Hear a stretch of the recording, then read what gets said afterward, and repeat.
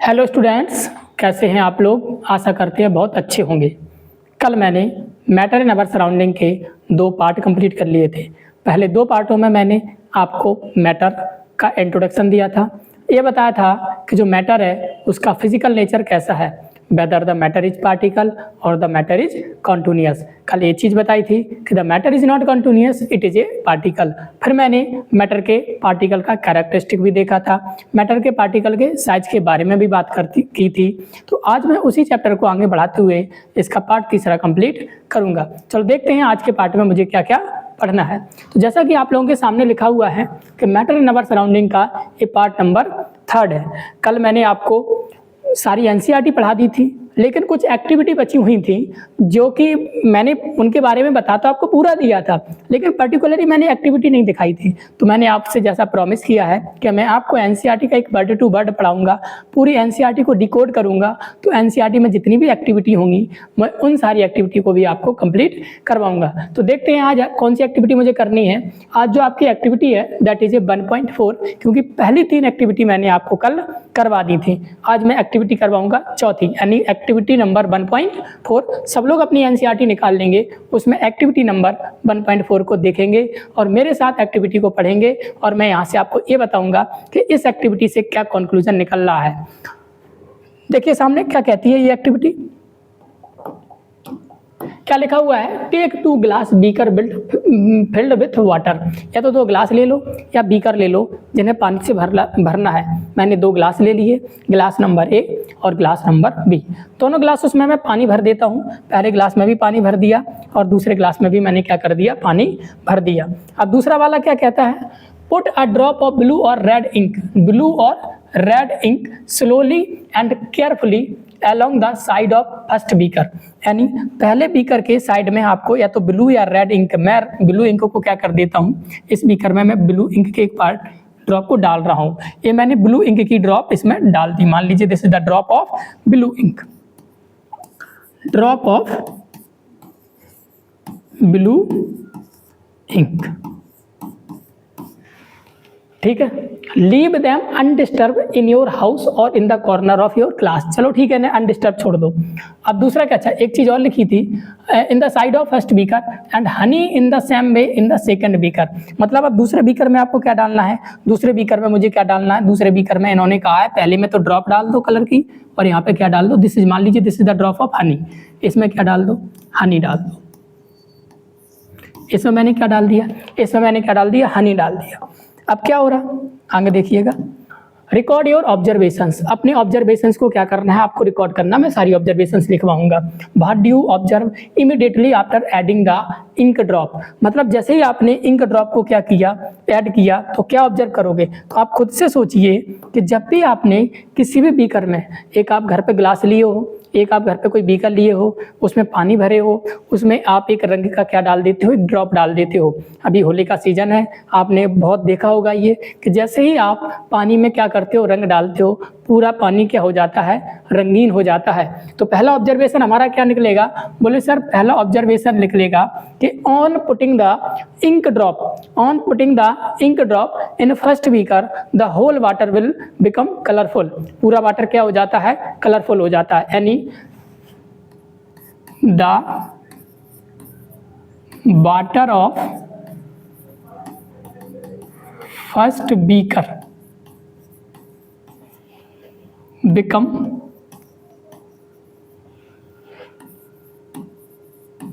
colorful immediately क्या हो जाएगा, ये कलरफुल हो जाएगा। अब सेकंड क्या है, what do you observe immediately after the ink drop, ये मैंने कर दिया।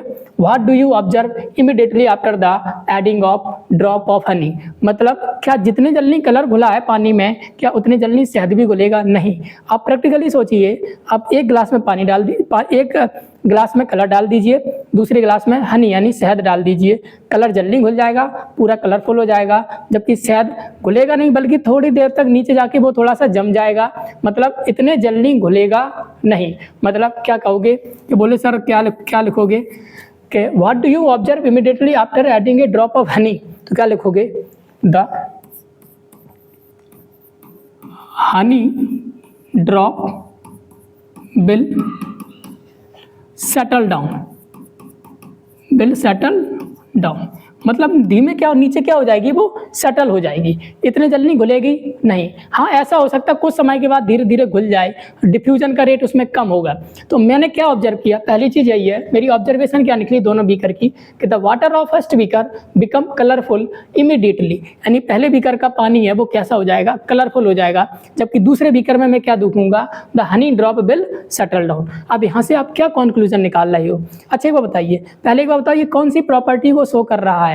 कल अगर आपको ध्यान हो तो मैंने आपको क्या पढ़ाया था, कल मैंने आपको डिफ्यूजन पढ़ाया था। डिफ्यूजन में आपने क्या पढ़ा था कि whenever the particle of one matter is intermix the particle of second matter, this process is called diffusion. मैंने बताया था अलग अलग मैटर में डिफ्यूजन की प्रोसेस अलग अलग होती है। तो इसका मतलब ये है कि पहले वाले में रेट ऑफ डिफ्यूजन ज़्यादा है, जबकि दूसरे वाले में रेट ऑफ डिफ्यूजन बहुत ही स्लो है। तो यहाँ से मैंने क्या कंक्लूजन निकाल सकता हूँ, मैं यहाँ से एक कंक्लूजन निकाल सकता हूँ, in the case of ink, in the case of ink the rate of diffusion is more than the rate of diffusion in honey। तो क्या कंक्लूजन निकाला, बोले सर कंक्लूजन क्या निकाल रहा हूं कि in the case of ink the rate of diffusion, यानी डिफ्यूजन मतलब इंटरमिक्स होने का rate, is very, the rate of diffusion is very fast, then the rate of diffusion in case of honey, मतलब अगर मैं हनी का केस लूं तो उसके केस से इंक के केस का जो रेट ऑफ डिफ्यूजन है वो कैसा है, ज़्यादा है। तो यहाँ से पर्टिकुलर क्या कंक्लूजन निकलेगा, पर्टिकुलर एक कंक्लूजन निकलेगा कि the rate of diffusion of matter is vary from matter to matter, यानी the rate of diffusion vary from matter to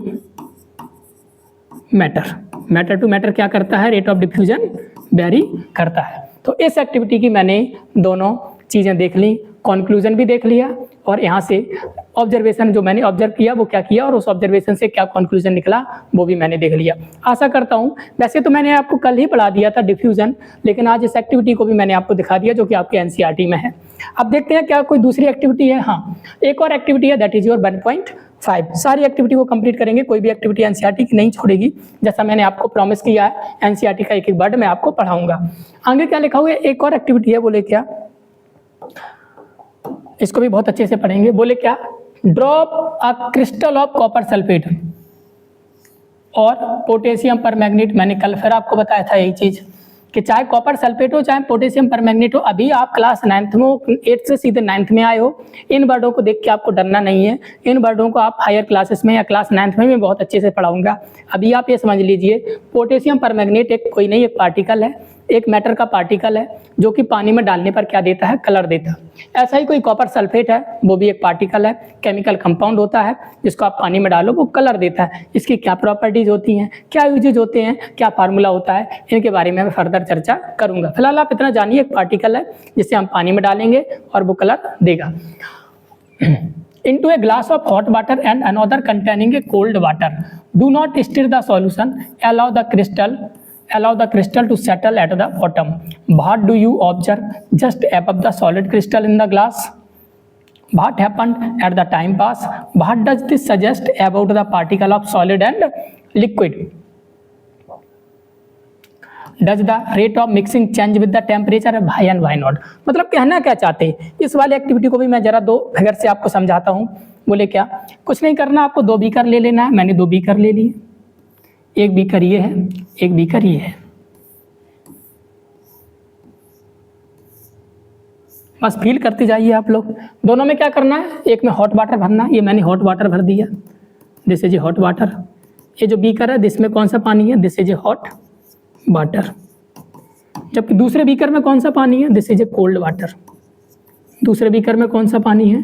बोले सर कोल्ड वाटर। पहले वाले में हॉट वाटर है, दूसरे वाले में कोल्ड वाटर है, दोनों को मैंने भर दिया, ये कर दिया। अब आपको क्या करना है, वही पोटेशियम परमैंगनेट जहाँ कॉपर सल्फेट कुछ भी ले लो, एक पार्टिकल डालना है, कलरफुल पार्टिकल। इसमें मैंने डाल दिया एक, और एक इसमें डाल दिया। ये हमारा क्या, पोटेशियम परमैंगनेट, पोटेशियम परमैंगनेट।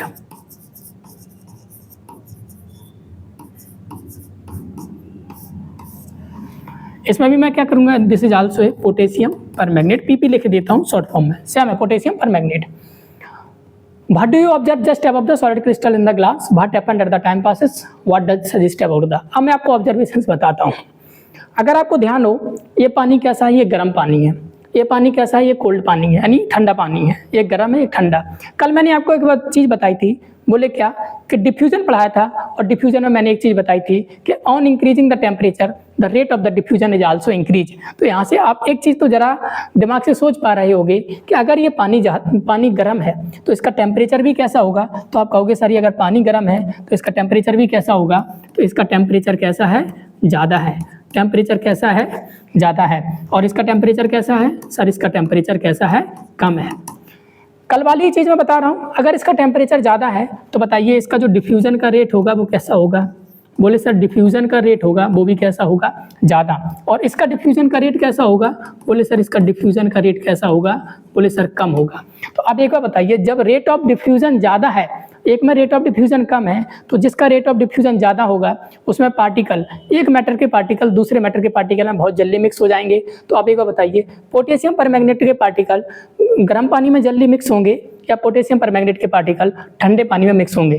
तो आप कहोगे सर गर्म पानी का टेम्परेचर ज़्यादा है, रेट ऑफ डिफ्यूजन गर्म पानी की ज़्यादा होगी, तो इसीलिए इसमें पोटेशियम परमैंगनेट के पार्टिकल हैं वो जल्दी क्या हो जाएंगे, मिक्स हो जाएंगे। जबकि इसमें क्या करेंगे, वो थोड़ी देर लेंगे। तो इसका मतलब मैंने क्या लिखा, बोले सर ऑब्जर्व क्या करना है, ऑब्जर्वेशन में ये करना है कि गर्म पानी में पोटेशियम परमैंगनेट बहुत जल्दी अपना कलर देगा, इतने जल्दी ठंडे पानी में नहीं देगा। इसका मतलब है द, क्या ऑब्जर्वेशन में लिखोगे, बोले द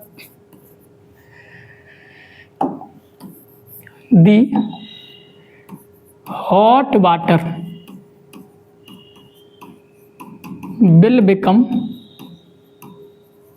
कलरफुल, कैसा हो जाएगा, कलरफुल जस्ट इमीडिएटली, तुरंत क्या हो जाएगा, कलरफुल हो जाएगा। But the cold water will become colorful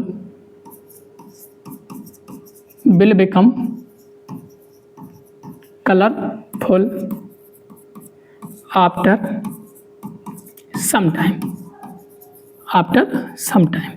तो वही चीज़ है, बोले जो हॉट वाटर होगा वो बहुत जल्दी कलरफुल बन जाएगा, जबकि कोल्ड वाटर होगा वो उसका कलर है जो कलरफुल वो बनेगा वो थोड़ी देर में बनेगा, क्योंकि उसमें रेट ऑफ डिफ्यूजन कैसी है, थोड़ी स्लो होगी, टेम्परेचर कम है। तो यहाँ से कंक्लूजन क्या निकाला, मैं यहाँ से एक ही कंक्लूजन निकालता हूँ, बोले क्या, the rate of diffusion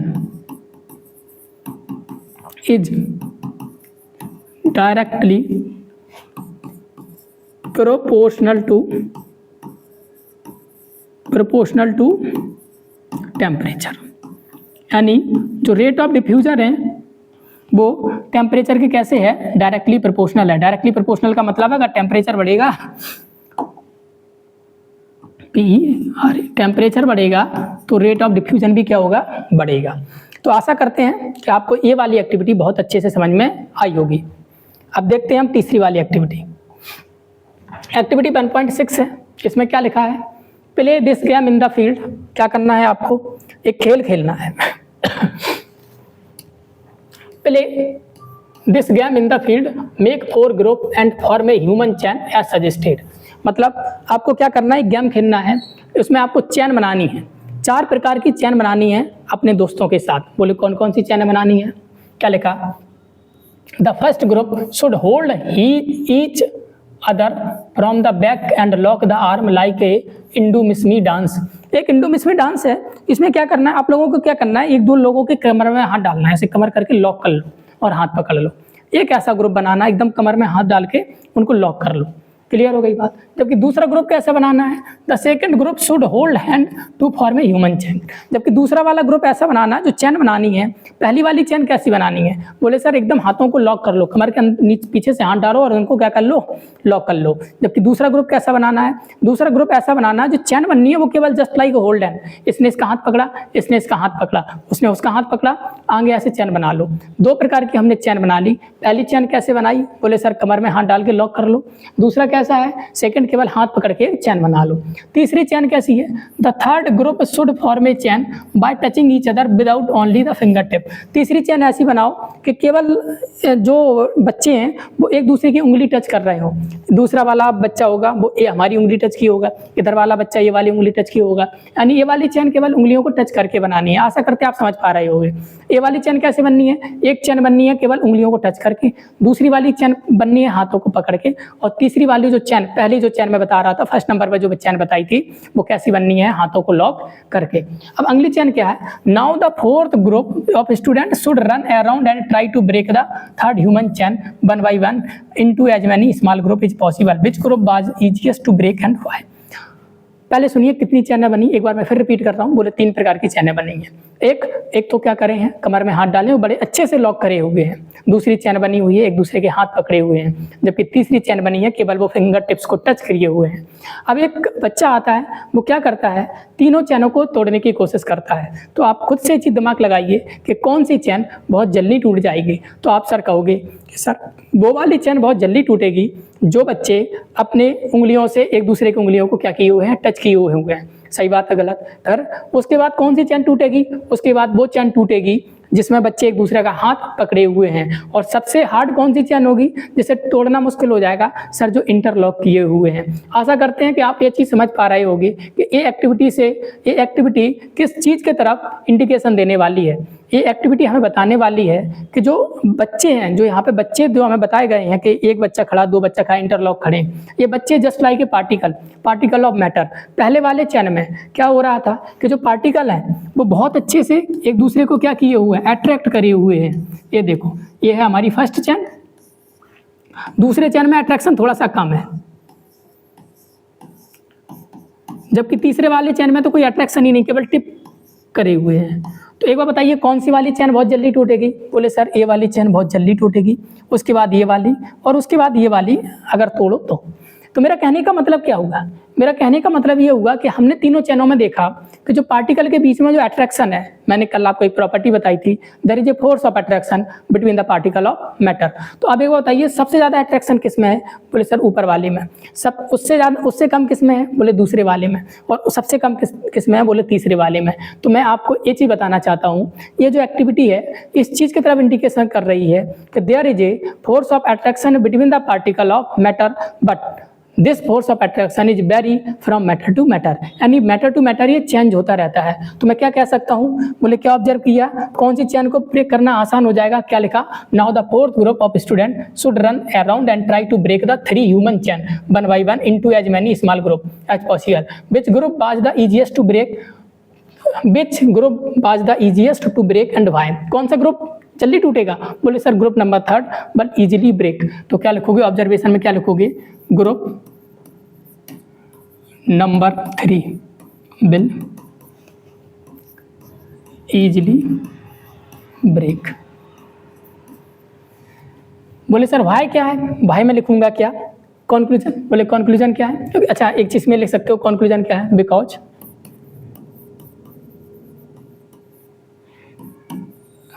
there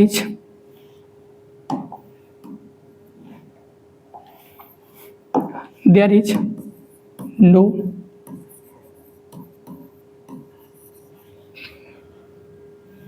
no force between them that hold them। उनके बीच में इतना फोर्स नहीं है जो उनको क्या कर सके, होल्ड कर सके, इसलिए तीसरी वाली चैन को ब्रेक करना आसान हो जाएगा। वो केवल टच ही तो किए हुए हैं। तो यहाँ से मैंने क्या कंक्लूजन निकाला, तो अभी कंक्लूजन और लिख देते हैं। बोले सर कंक्लूजन क्या निकालोगे। बोले कंक्लूजन ये है, there is a force of attraction. क्या होता है, force of attraction between the particle of matter, but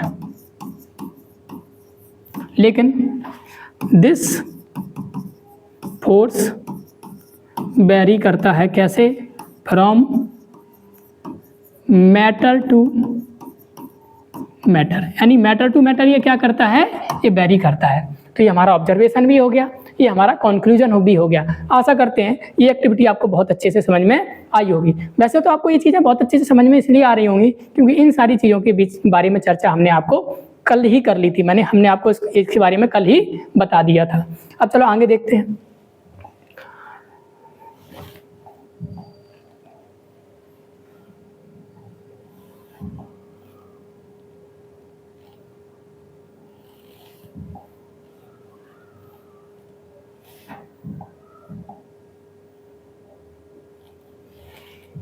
ये हो गया। देखिए अब कौन सी एक्टिविटी है, एक्टिविटी नंबर 1.7। मैं इसलिए आपको ये सारी एक्टिविटी पढ़ा रहा हूँ। मैं आपको फिर बता चुका हूँ कि थोड़ा समय जरूर लगेगा, लेकिन मैं आपको एक एक चीज़ पढ़ाऊंगा, एनसीईआरटी की एक एक चीज़ पढ़ाऊंगा, एक एक कॉन्सेप्ट आपको क्लियर करूंगा। आपने ये लेक्चर अगर यहाँ से एक बार देख लिया, ये चैप्टर पूरा पढ़ लिया, आपको इस चैप्टर को कहीं पढ़ने की कोई आवश्यकता नहीं है। इस चैप्टर में मैं आपको सारे क्वेश्चंस करवाऊंगा, एक एक क्वेश्चंस का आंसर बताऊंगा, उन सारे क्वेश्चंस का रीजन भी दूंगा। तो आप केवल इनको देखते रहिए और अच्छे से पढ़ते रहिए। अगला क्या लिखा हुआ है, take an iron nail, a piece of chalk and a rubber band, try breaking them by hammering, cutting और स्टिचिंग। क्या कह रहा है ये, फिर से सुनिए। टेक ए आयरन नेल, एक कील लेनी है, पीस ऑफ चाक, एक चाक का टुकड़ा लेना है, और एक रबर बैंड लेनी है। Try breaking them by hammering, cutting और स्ट्रेचिंग। उनको तोड़ने की कोशिश करो, चाहे हथौड़ा मारो, चाहे कट करो, चाहे खींचो, चाहे उन्हें स्ट्रेच करो। In which of the above substance do you think the particle are held together with a greater force. बताओ इजिली कौन खिंच जाएगा, तो आप कहोगे सर इजिली कौन स्ट्रेच हो जाएगा। इजिली हमारी रबर बैंड क्या हो जाएगी, स्ट्रेच हो जाएगी।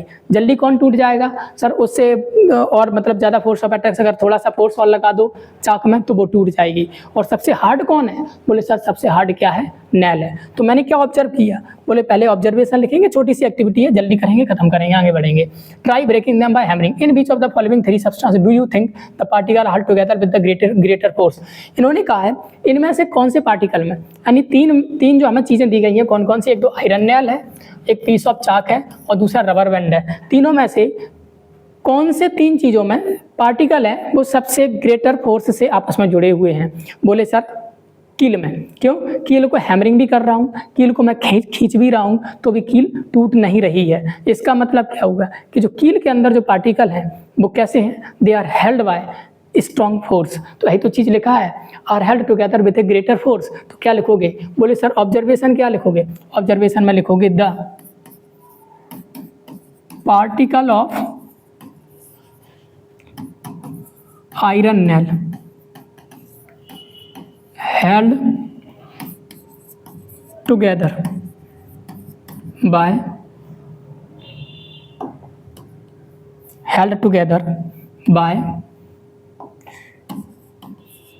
greater force। कैसे हैं, बाय ग्रेटर फोर्स। अब यहाँ से कंक्लूजन क्या निकाल रहे हो, बोले इसमें ज़्यादा फोर्स है उसमें फोर्स कम है, तो वही कंक्लूजन जिससे पहले वाली एक्टिविटी में निकाला था। बोले the force of attraction between the particle of matter is vary from matter to matter. क्या लिखोगे, the force of attraction between the particles is vary from matter to matter. कैसे वेरी करते हैं, बोले sir they vary from matter to matter. आशा करते हैं activity आपको बहुत अच्छे से समझ में आ रही होंगी। वैसे तो मैंने इनके बारे में आपको कल ही पढ़ा दिया था, बट ये है कि फिजिकली आपको एक्टिविटी नहीं दिखाई थी, वो भी आज आपको दिखा दी। आगे बात करते हैं, बोले एक्टिविटी कौन सी है, दैट इज योर 1.8। एक्टिविटी 1.8 किसके बारे में बात करने वाली है, क्या ऑब्जर्वेशन है, क्या कंक्लूजन, इनको भी देखेंगे। क्या लिखा, take some water in a container, try cutting the surface of water with your finger, be were you able to cut the surface of water, what conclusion, what could be the reason behind the surface of water when together. बोले क्या है, क्या कह सकते हो। अब आप कह रहे हो, बोले क्या, take some water in a container, try the cutting the surface of water with your finger. बोले क्या, याद रखिए आपने एक कंटेनर में पानी लेना है, और फिर क्या करिए, कंटेनर में पानी ले लिए, उसमें अपनी उंगली डालिए, क्या वो उंगली चली जाएगी? पानी को काटने की कोशिश करिए। यस, आप क्या उस पानी के अंदर अपनी उंगली को फेर सकते हो? ऐसा ऐसा कर सकते हो? बोले सर कर सकते हो। मतलब मैं पानी काट रहा हूँ, पानी कट जाएगा? यस, कट जाएगा। तो यहाँ से ऑब्जर्वेशन क्या करोगे? बोले क्या लिखा, take some water in a container, try the cutting the surface of water with your finger, were you able to cut the surface of water? अभी ऑब्जर्वेशन में लिखिए, the surface of water will easily cut. अब easily क्यों cut कर पा रहे हो? Surface of water को इजीली क्यों कट पा रहे हो? तो इसका मतलब एक चीज तो क्लियर है, there is a space between the particle of water, तभी तो उस स्पेस में हमारी उंगली जा रही है। सही बात है गलत? यानी कि हम सरफेस ऑफ वाटर को क्यों कट कर पा रहे हैं? तो there is a space between the particle of water. तो पहला कंक्लूजन क्या निकला? बोले सर क्या, there is a space between the particle of water, particle of water। लेकिन इन्होंने क्या कहा, what could be the reason behind the surface of water remaining together. लेकिन हम जैसे उंगली को हटा लेते हो तो वो सरफेस फिर अपने पास जैसा का तैसा हो जाता है। इसका मतलब स्पेस तो है उनके बीच में, लेकिन there is a force of attraction, मतलब उनके बीच में फोर्स ऑफ अट्रैक्शन भी है। इतना फोर्स ऑफ अट्रैक्शन है कि थोड़ा उनको दूर करने के बाद, यानी उसको काटने के बाद अपना उंगली हटा लेते हो तो वो पास में आ जाते हैं। तो इसका मतलब दूसरा कंक्लूजन मैं क्या निकाल सकता हूँ? दूसरा कंक्लूजन मैं निकाल सकता हूँ, there is a force of attraction between the particle of water. क्या लिख सकते हो? There is a force of attraction between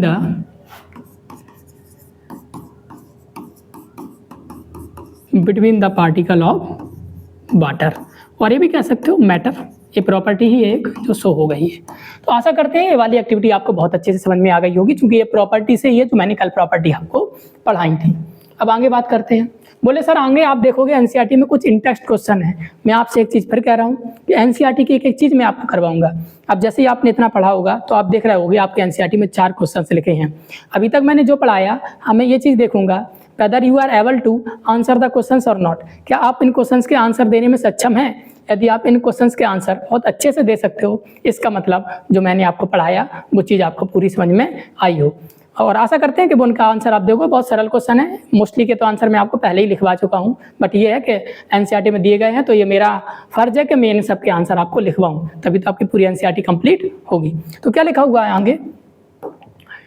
which of the following, देखो ये पहले ही वाले का आ गया। पहले ही मैंने बताया था कि मैटर, जो मैंने आपको इंट्रोडक्शन बताया था और मैंने आपको बताया था कि कोई भी चीज़ मैटर है कि नहीं, इस चीज़ को आप कैसे पहचानोगे। तो एक बार चेक कर लेते हैं मैटर है कि नहीं। Which of the following are matter or not, तो किसी भी चीज़ को मैटर है या नहीं, इस चीज़ को देखने के लिए मुझे क्या चीज़ चाहिए होंगी? बोले सर 2, एक तो वॉल्यूम और दूसरा मास। जिनके पास वॉल्यूम भी होगा और मास भी होगा वो क्या होंगे? मैटर होंगे। ठीक है, देखते हैं क्या लिखा हुआ। चेयर, क्या चेयर के पास मास है? यस सर, चेयर के पास मास है। चेयर के पास वॉल्यूम भी है, chair is a matter. Air, air के पास मास भी है, एयर के पास वॉल्यूम भी है। मैंने कल बताया था, परसों बताया था आपको कि अगर एयर को आप बैलून में भरोगे तो बैलून का स्पेस बढ़ जाएगा और बैलून का वजन भी बढ़ जाएगा। तो एयर इज आल्सो मैटर। तो पहले आप क्या लिखोगे? बोले sir chair is matter, air is also matter. क्या लव मैटर है? प्रेम मैटर है? मैंने बताया था। बोले सर एक बार देखिए, क्या किसी व्यक्ति को प्रेम हो जाता है? ऐसा थोड़ी है कि किसी व्यक्ति को प्रेम हो गया तो वो पहले 50 किलो का है और जब उसे प्रेम हो जाता है तो 80 किलो का हो जाता है। ऐसा तो नहीं है, 50 का 50 ले आता है। इसका मतलब है प्रेम के पास कोई भी मास नहीं है। क्या प्रेम का वजन है? यानी लव के पास वजन है। लव कोई आदमी का नाम नहीं है, love is the feeling.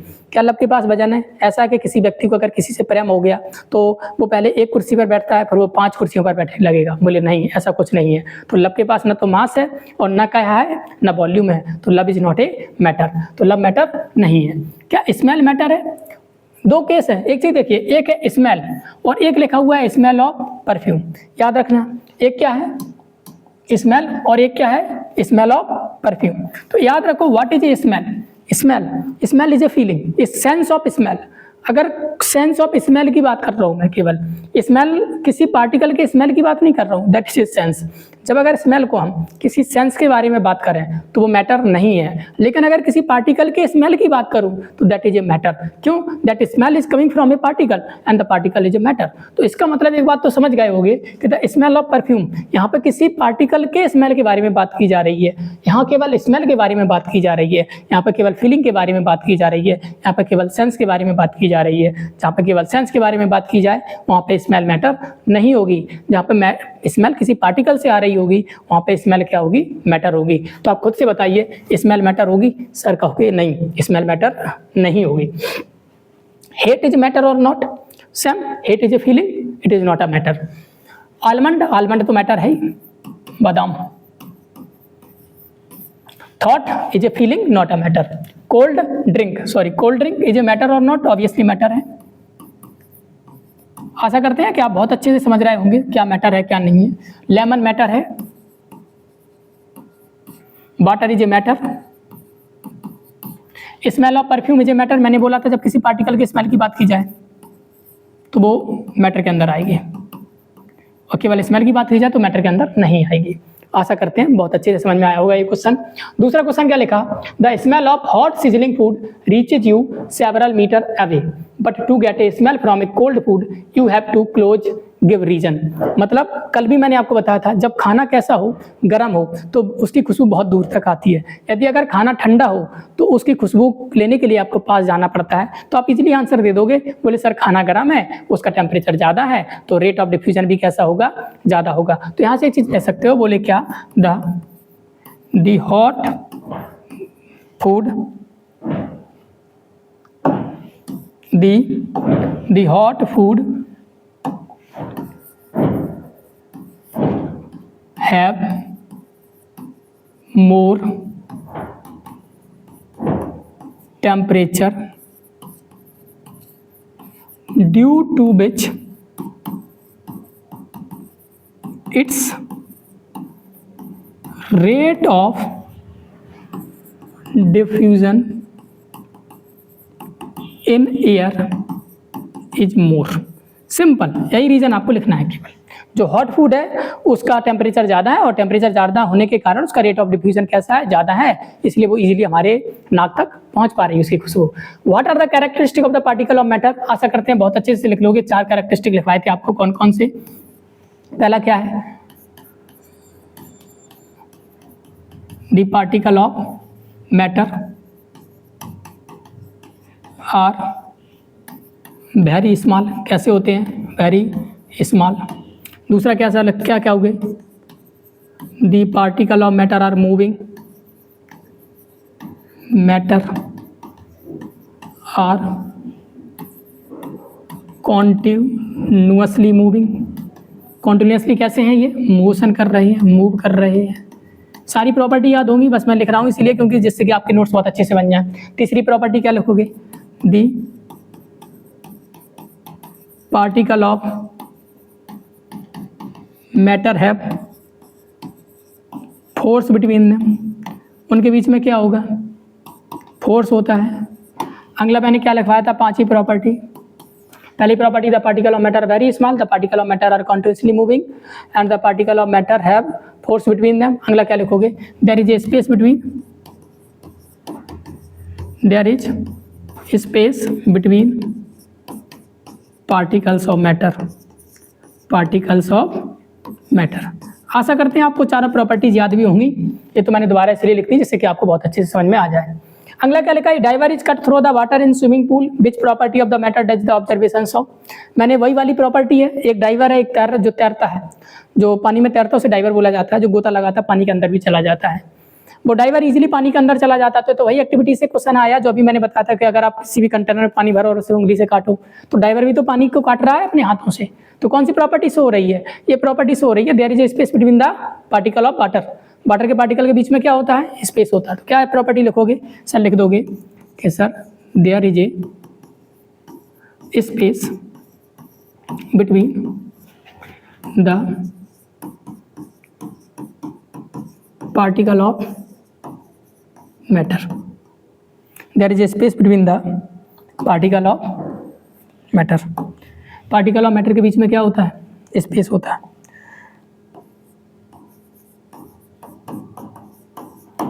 There is space between the particle of matter. तो आशा करते हैं कि अभी मैंने आपको वही चीज़ें पढ़ाई हैं जो मोस्टली कल पढ़ाई थी, लेकिन कल की कुछ चीज़ें रह गई थी, जैसे कि क्वेश्चन बनना है कि नहीं बनना है, एक्टिविटीज़, कल 3-4 एक्टिविटी बची थी, उन सारी एक्टिविटीज़ के बारे में मैंने बताया, सारे आपको कंक्लूजन निकलवाए, सारे आपको उसके ऑब्जर्वेशंस निकलवाए। तो अब जो हमारा अगला क्लास आएगा, कल जो मैं क्लास पढ़ाऊँगा वो आपको that will be your states of matter. कल मैं पढ़ूंगा कि हमारे आसपास जो मैटर होता है वो कितने स्टेट्स में होता है, स्टेट्स क्या होता है। आप देखोगे अपने चारों तरफ कोई चीज़ लिक्विड है, कोई चीज़ गैस है, ये लिक्विड क्यों है, ये चीज़ गैस क्यों है, कोई भी चीज़ सॉलिड क्यों है। इन सारी चीज़ों के बारे में हम कल चर्चा करेंगे। कल और भी सारी चीज़ों के बारे में चर्चा होगी, सारे लिक्विड सॉलिड गैस के बारे में चर्चा करेंगे हम। तो ये है सारी चीज़ें। आशा करते हैं कि आपको ये सारे आज का क्लास बहुत अच्छे से समझ में आया होगा। एक्चुअली जो आज का क्लास था वो कल के ही क्लास पर बेस्ड था, लेकिन आज के क्लास को मैंने इसलिए लेना बहुत सही समझा कल के लिए, क्योंकि जो कल चीज़ें बच गई थी, जैसे कि मैं चाहता तो आज सीधा स्टेट्स ऑफ मैटर से भी शुरू कर सकता था, लेकिन कल कुछ एक्टिविटी बच गई थी, कुछ क्वेश्चंस के आंसर बच गए थे, तो उनको लेना कंपलसरी था। याद रखिए, मेरे पार्ट भले ही 4 हो जाएं, 5 हो जाएं, 6 हो जाएं, 7 हो जाएं, लेकिन एक चीज़ क्लियर है कि मैं आपको कोई भी चैप्टर पढ़ाऊंगा उसका 100% दूंगा, चाहे वो इंटरेस्ट क्वेश्चन हो, चाहे वो एनसीईआरटी क्वेश्चन हो, कुछ भी हो, A to Z मैं आपको पढ़ाऊंगा। आशा करते हैं आज आपको बहुत अच्छे से समझ में आया। मिलते हैं कल के लेक्चर में। और एक काम याद करिएगा कि अगर आपको इसके नोट्स चाहिए हो तो इसको स्कैन कर लेना ज़रूर, इस चीज़ को स्कैन कर लीजिएगा, जिससे कि आपके जो नोट्स हैं वो आपके पास आ जाएंगे।